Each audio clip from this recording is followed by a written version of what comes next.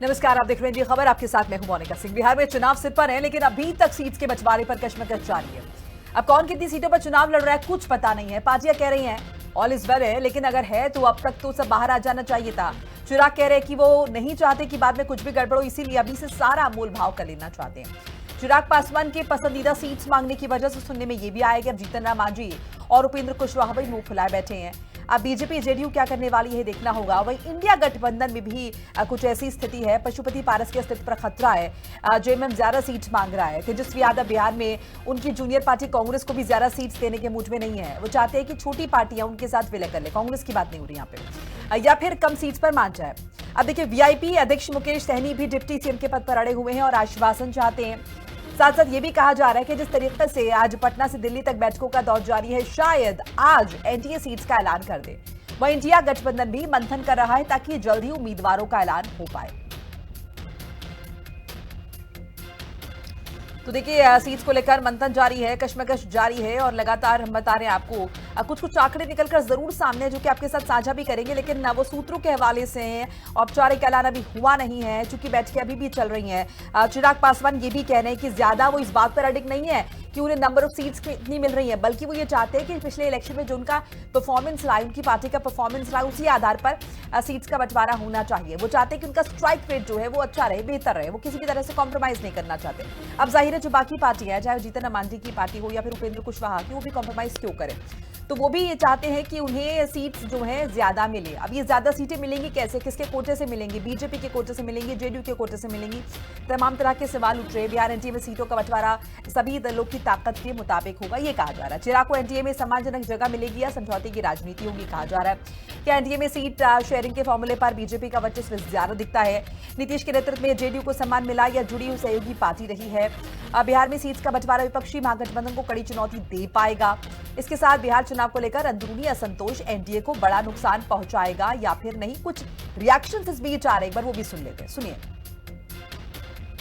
होना है, दिल्ली में यहाँ भी बातें हुई है, वहाँ भी बात होने वाली है। अंतिम तो फैसला वही ना होती है।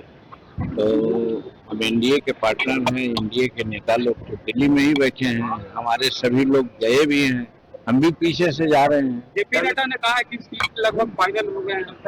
आप 15 सीटों का डिमांड कर रहे हैं। अध्यक्ष वो हैं, वो कहते हैं, उनकी बात को तो मानना ही पड़ेगा। क्या फाइनल हो गया तो हो गया होगा। सर, संतुष्ट हो गए आपसे? हमको कोई पता भी नहीं। 8 सीटों को लेकर सर जो बातें कही थी अपनी पार्टी को लेकर, सर उसमें सर हम अनुशासित लोग हैं, जो अनुशासन के में हम रहेंगे। जो सीटें मिलेगी। अध्यक्ष जी ने कहा है कि उनकी लगातार बातचीत चल रही है और हम लोग जितने भी पार्टी के सभी सांसद और पदाधिकारी हैं, उन्होंने हमारे राष्ट्रीय अध्यक्ष जी को अधिकृत कर दिया था। जो भी उनका फैसला होगा वो अंतिम फैसला होगा।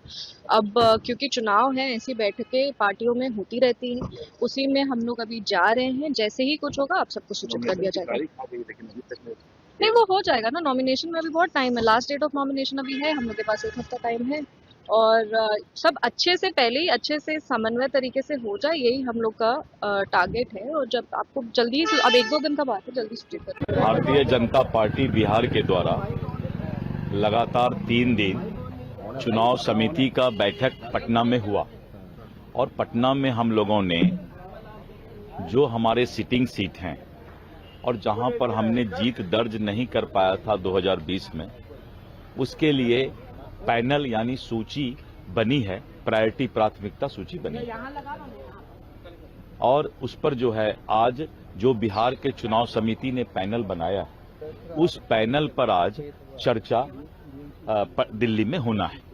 आज चर्चा होगी दिन भर और उसके बाद कल केंद्रीय चुनाव समिति में उसको सूची को रखा जाए। सर, ऐसा लग रहा है कि एनडीए में काफी ज्यादा और इसी पर चर्चा के लिए तमाम मेहमान हमारे साथ जुड़ चुके हैं। करके इंट्रोड्यूस करा दूंगी। डॉक्टर के त्रिपाठी, प्रवक्ता जेडीयू पार्टी, राहुल आनंद, प्रवक्ता बीजेपी, अंश वत्स, प्रवक्ता कांग्रेस पार्टी, आरजू खान, प्रवक्ता आरजेडी, आलोक पांडे, राजनीतिक विश्लेषक। आप सभी का बहुत बहुत स्वागत है। हिंदी खबर में शुरुआत कर लेते हैं के त्रिपाठी जी आपसे, जेडीयू प्रवक्ता है। त्रिपाठी जी, अभी भी सीट्स का ऐलान नहीं हो पाया है, बैठक पे बैठक और बैठक पे बैठक। इस बीच ये भी आपसे समझना चाहेंगे कि क्या सीटों का फॉर्मूला जो है आपके हिसाब से अब तक तय हुआ है? क्योंकि ऑल इज वेल तो कहा जा रहा है, लेकिन अगर ऑल इज वेल वाकई में इतना होता तो अब तक तो बाहर आ जाना चाहिए था सब कुछ। संक्षेप में रखेंगे सब।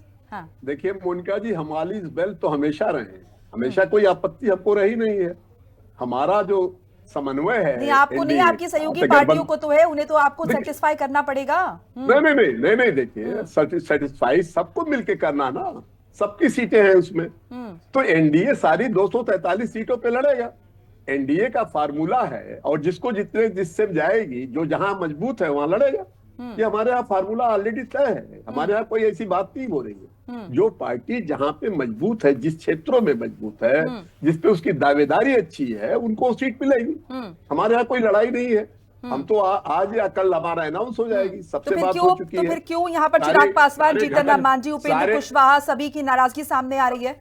नहीं, कोई नाराजगी नहीं, ये मीडिया की देन है। कोई नाराजगी नहीं है। आज अभी सबसे बात हो गई। सर मीडिया ने थोड़ी रोका आपको कि आप सीटों का ऐलान मत कीजिए, मीडिया पे ठीकरा क्यों फोड़ रहे हैं? ठीक है, राहुल आनंद जी आपके पास आ रही हूँ। ठीक है सर, मैं आपके पास ठीकरा नहीं फोड़ रहे हैं। हमारे पास तो समन्वय है। हम तो एनडीए इंटैक्ट है और सब लोग एक साथ जाएंगे और हम बिहार में सरकार बनाएंगे माननीय नीतीश कुमार के नेतृत्व में। राहुल आनंद जी, यहाँ पर सीटों का बंटवारा नहीं हुआ, लेकिन दल बदल की स्थिति हम लगातार देख रहे हैं। दरभंगा की अलीपुर सीट से मिश्री लाल यादव ने इस्तीफा दे दिया है। वो कह रहे हैं भाई पार्टी में पिछड़ों का सम्मान नहीं, और गए कहां है? आरजेडी में।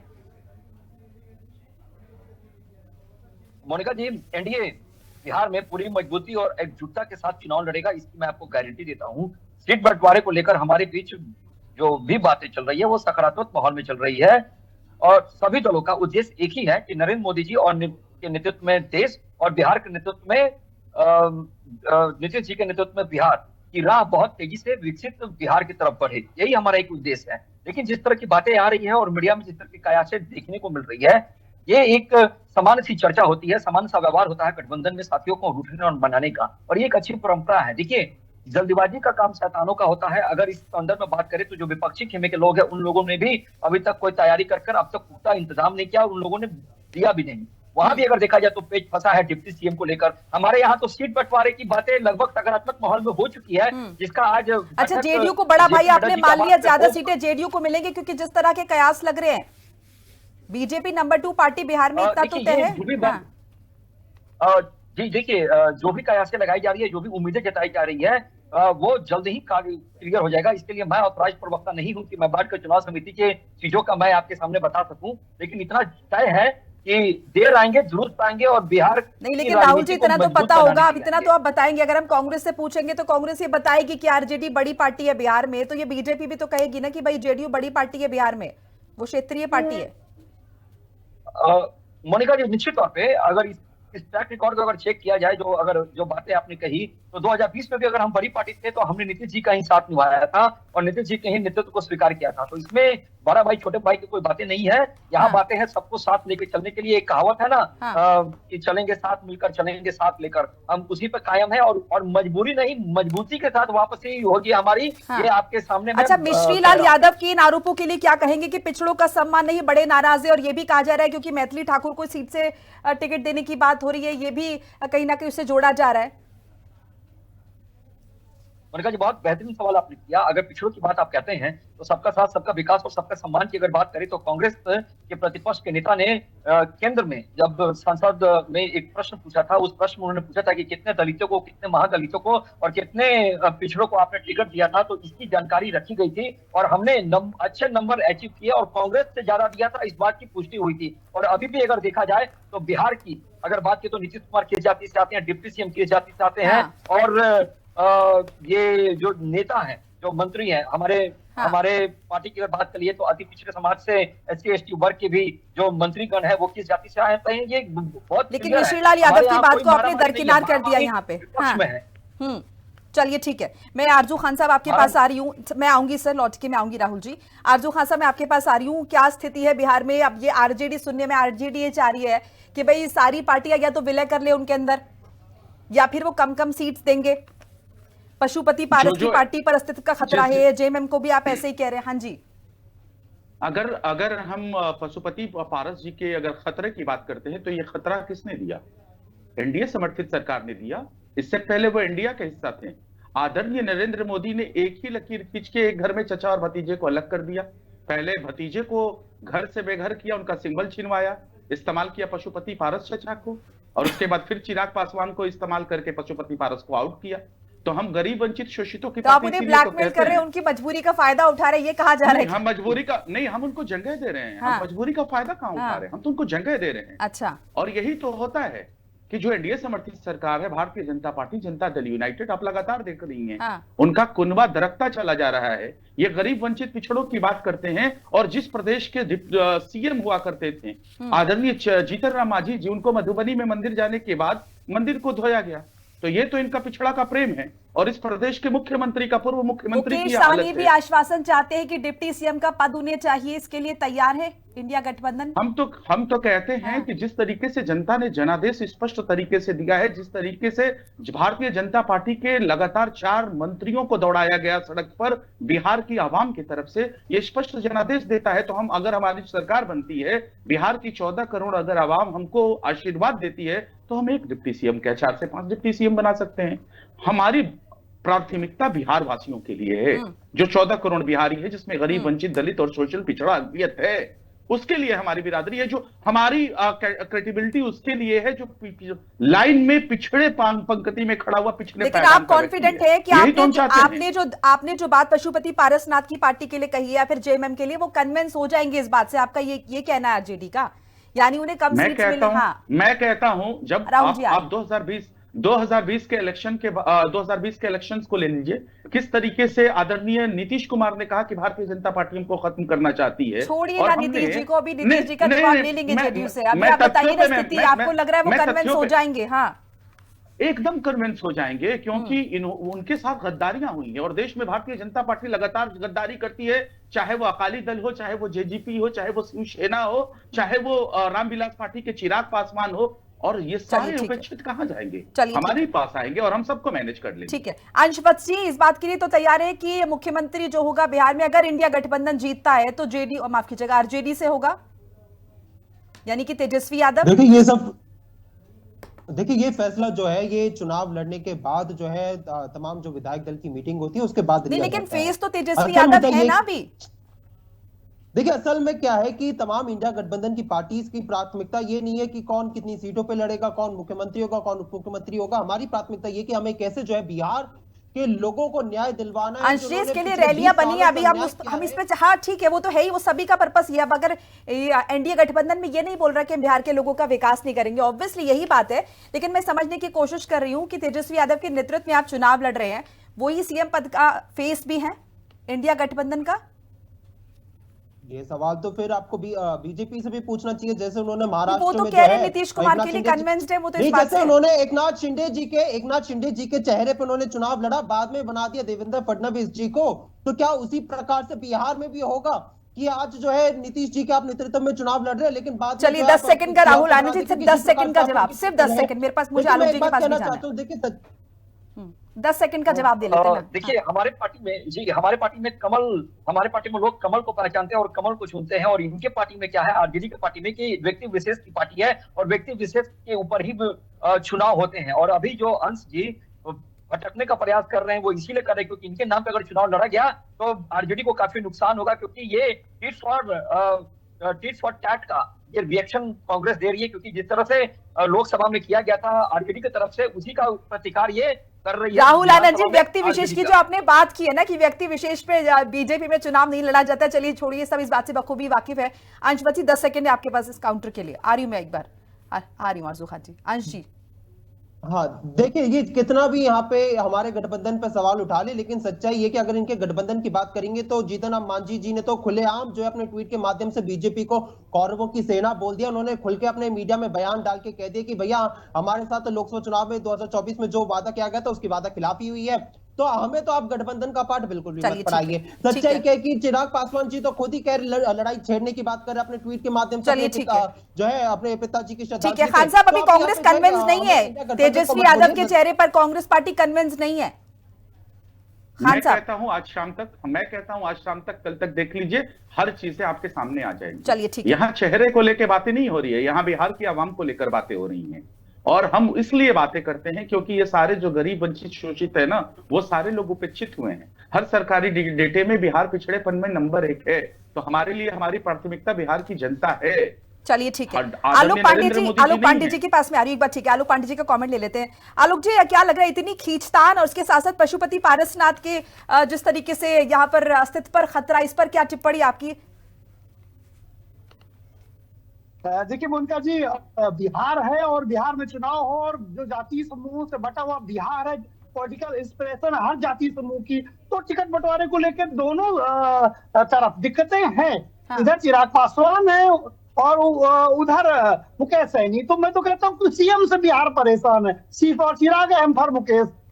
तो दूसरी बात है, जैसे बीजेपी के भाई ने कहा, राहुल जी हमारे छोटे भाई हैं, नीतीश कुमार के नेतृत्व में चुनाव लड़ रहे हैं, लेकिन नीतीश कुमार मुख्यमंत्री होंगे अभी उसमें डाउट है। इसी तरह कांग्रेस कह रही कि नहीं, फेस की कोई दिक्कत नहीं। इनके जो आरजेडी के भाई तेजस्वी यादव जी, वो तो स्वयं कह रहे हैं इंटरव्यू में कि हम मुख्यमंत्री बनेंगे जी। वो पहले चिल्ला रहे थे मुख्यमंत्री बनेंगे, और अभी कांग्रेस कह रही कि नहीं अभी मुख्यमंत्री की कोई बात नहीं है। तो ये अंदर के सारे पेच है, अभी बहुत सी चीजें तय होनी इसका मतलब बाकी है। बहुत से देखिए, कांग्रेस कह रही कि सीटें पहले 58-60 दो, तो हम फिर चिराग आपको जो है मुख्यमंत्री आरजेडी का घोषित करें, तेजस्वी को हम माने। अगर मुख्यमंत्री मान लिया तो फिर बार्गेनिंग कैसे करेंगे? कांग्रेस तो ये भी कह रही कि अगर 2-3 दिनों में सीटें घोषित नहीं की तो हम फिर अपने उम्मीदवार उतारना शुरू कर देंगे। तो ये क्या होता है, शादी के पहले की जो लड़ाइयां होती है छोटी छोटी मनुहार, वो है। लेकिन अंततः ये दोनों दल एक हो जाएंगे, अपने अपने ग्रुप, और उसके बाद चुनाव में जाएंगे, और फिर आपसी जो उसके बाद उनकी जो टकराहट है वो कम हो जाएगी। 2-4 दिनों के अंदर मैं मानता हूँ कि जो टकराहटे हैं, तो आपस में टकराहटे का दौर है, वो थोड़ा सा शांत हो जाए। लेकिन आपको लग रहा है कि जेडीयू बीजेपी के कंपैरिजन में आरजेडी ज्यादा कॉन्फिडेंट फील कर रही है और इसीलिए उन्होंने बाकी दलों को बोल दिया कि भाई हम जो कह रहे हैं उसमें कन्विंस्ड हो जाइए, नहीं विलय कर लीजिए या फिर जो दे रहे हैं उसमें मान जाइए? इतना ज्यादा कॉन्फिडेंस? देखिए, आरजेडी एक जो इंडिया अलायंस है उसमें आरजेडी एकमात्र सबसे बड़ी ताकतवर पार्टी है, एकमात्र। बाकी सब छोटी छोटी पार्टियां हैं। और इधर अगर आप आते हैं एनडीए में, तो इसमें 2 ताकतवर पार्टियां हैं, भारतीय जनता पार्टी और जेडीयू। तो इसलिए जो एनडीए गठबंधन है, इसमें उस तरह की मोनोपोली नहीं चल सकती जिस तरह की इंडिया अलायंस में चल सकती। तो इंडिया अलायंस में आरजेडी एकमात्र सबसे बड़ी पार्टी है, और इसलिए उसको टिकट बंटवारे में उतनी तकलीफ तब भी नहीं होगी जितनी बीजेपी और जेडीयू को हो रही है, क्योंकि दोनों एक दूसरे को बराबरी की बात मानते हैं। और कहीं न कहीं बिहार में जो स्टेट इलेक्शन होते हैं उसमें जेडीयू चाहे एक सीट ही लेकर के ज्यादा आए, वो चुनाव में बड़े भाई की भूमिका में ही आती है। चलिए ठीक है, के त्रिपाठी जी एक बार फिर से आपका रुख करते हैं। यहाँ पर कहा जा रहा है कि चिराग पासवान ये नहीं चाहते कि उन्हें नंबर ऑफ सीट्स बहुत ज्यादा मिले, लेकिन उनका कहीं ना कहीं कहना है कि भाई स्ट्राइक रेट मेरा 100% होना चाहिए, क्योंकि पहले भी अच्छा परफॉर्म करा है। तो आपको लगता है इसमें कहीं दिक्कत होनी चाहिए? गठबंधन को अब ये मत कहिएगा कि सब ठीक है, ऑल इज वेल। देखिए मोनिका जी, हाँ जी, एनडीए में कभी कोई दिक्कत नहीं। पिछले बार चाहे पार्लियामेंट का रहा हो, इसके पहले चाहे विधानसभा का रहा हो, और इसके पास हम लोगों में लगभग 17 वर्षों का हमारा गठबंधन। हम टोटली बहुत ही अच्छे ढंग से इंटैक्ट होकर के बिहार के चुनाव में जाएंगे, और बिहार के चुनाव में जो हमारा काम किया है माननीय नीतीश कुमार ने, उस काम के आधार पर हम वोट मांगे। क्योंकि देश में आजकल अगर देखा जाए तो जो नीतीश कुमार का ऑरा है, शायद ही किसी का व्यक्तित्व हो, उनके ऊपर कोई दाग नहीं है। तो ये सबसे बड़ा मुद्दा है, उनका चरित्र कितना अच्छा है, तो वो सारी चीज बिहार की जनता जानती है। त्रिपाठी जी, अगर सीटें देनी पड़ती हैं, अगर चिराग पासवान की मनमानी सीटें देनी पड़ती है, मांझी की मनमानी सीटें, तो किसके खाते से जाएंगी ये भी बता दीजिए जरा, ये भी बता दीजिए सर। सबसे ज्यादा मिलता है माननीय नीतीश कुमार। ठीक है, किसके खाते से जाएंगी, जेडीयू के, बीजेपी के? पिछले चुनाव में थोड़ा सा हमारा ग्राफ गिरा था, नो डाउट, आई एग्री, लेकिन वो ग्राफ हम इस बार मेंटेन करेंगे। किसके खाते से जाएंगी सीटें अगर देनी पड़ती है? और चिराग पासवान को संतुष्ट है, और अभी आज ही या कल में आपको सब चलिए ठीक है, त्रिपाठी जी को आवाज शायद नहीं जा रही। राहुल आनंद जी, अगर देनी पड़ती हैं चिराग पासवान को ज्यादा सीटें, या फिर जीतन मांझी, उपेंद्र कुशवाहा को, किसके खाते से जाएंगी, जेडीयू या बीजेपी? देखिए, बीजेपी और जेडीयू दोनों मिलकर जो भी गठबंधन के हमारे साथी उनका ख्याल रखेंगे, और ये हमारा गठबंधन का धर्म ही है कि हम अपने जो घटक दल के साथी है उनका सम्मानजनक सीटें दें और उनको साथ लेकर चुनाव लड़े। और लगभग सब चीज तय है, आज से कल तक चीजें नजर के सामने होंगी और पब्लिक प्लेटफॉर्म पे भी होगा। इसके लिए मैं आपको भरोसा और विश्वास दिलाता हूँ।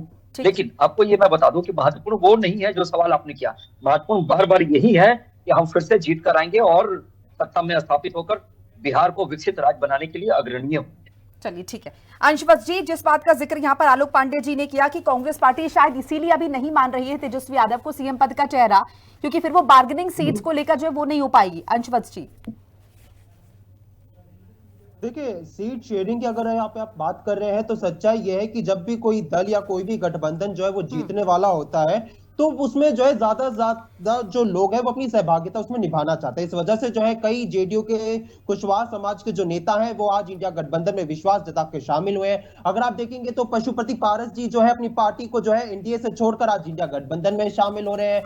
तो इस वजह से जो है सभी को साथ में लेके चलने में जो है हम लोग विश्वास रखते हैं और आपको जल्द ही जो है सीट शेयरिंग जो आपको मिल जाएंगी। सच्चाई ये कि कांग्रेस पार्टी ने अपनी सीसी में 25 उम्मीदवारों के जो नाम जो है मैंने देखा है वो तय कर लिए है और आपको जो है जल्दी उसकी घोषणा भी मिल जाएगा और यही हाल जो है आरजेडी का भी है और बाकी पार्टियों का भी है। तो हमारी तो पूरी उम्मीदवारों की सूची तक जो है तैयार हो गई है। हम लोग जो आपको जल्द जो उम्मीदवारों की सूची के साथ उसको आपको मीडिया के सामने रख देंगे। लेकिन क्या हाल एनडीए गठबंधन में आज ये सब लोग पूछ रहे हैं, क्योंकि जिस प्रकार से इनकी जो आज जो लड़ाई है वो लड़ाई तो आज इंडिया गठबंधन में है नहीं। इनकी लड़ाई तो खुलेआम जो है आज बाहर आ रही है। हर एक गठबंधन के दल जो अपने आप को धोखे में महसूस कर रहा है।